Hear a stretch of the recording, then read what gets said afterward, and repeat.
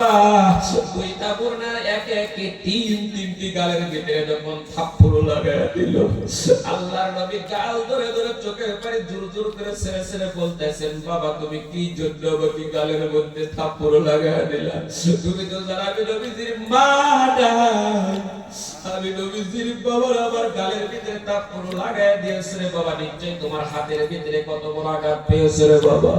নবীজির এই চরিত্র ছিল রে বাবা, নবীজির গালের ভিতরে থাপ্পড় লাগায় দিত, নবীজি গালের দিকে লক্ষ্য করে নাই, সে হাতের চিন্তা করে করে নবীজি তার থাপ্পড়ে হাতটা ধরায় ধরলো। বলেন সুবহানাল্লাহ।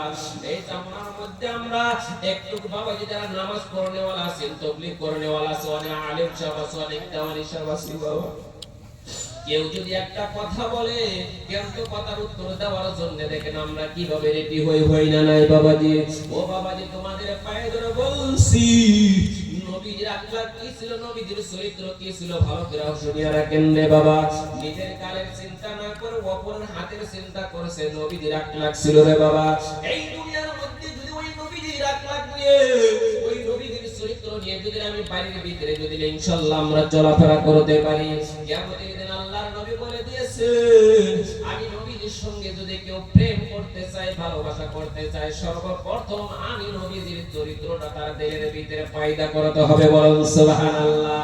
আল্লাহ তুমি দেখো আজকে এই অঞ্চলের জামি মসজিদের সম্মুখে আল্লাহ তোমার নবীদের গুণগান গাইছে। আল্লাহ তুমি তাকায় দেখো, আল্লাহ এই বৈঠকের নিচে যতগুলা বান্দা বান্দি বসিয়েছে, আল্লাহ সব বান্দাদেরকে তুমি নবীওয়ালা চরিত্র বানায় দাও। সকলে একবার বলুন না আমিন। এইবার বাবাজি ভালো করে শুনেন, আমি নবীজির গুণগানের কথা শুনতে বলেছিলাম, এইবার দেখেন আমি নিজেও কইতেও বলেছিলাম বাবাজি, আমি নিজেও শুনতে চেয়েছিলাম, কিন্তু এখানে বসার পর অনেকগুলো আলেম কথা বলল, কিন্তু নবীজির চরিত্র সম্পর্কে অনেক কথা কম হয়েছে রে বাবাজি।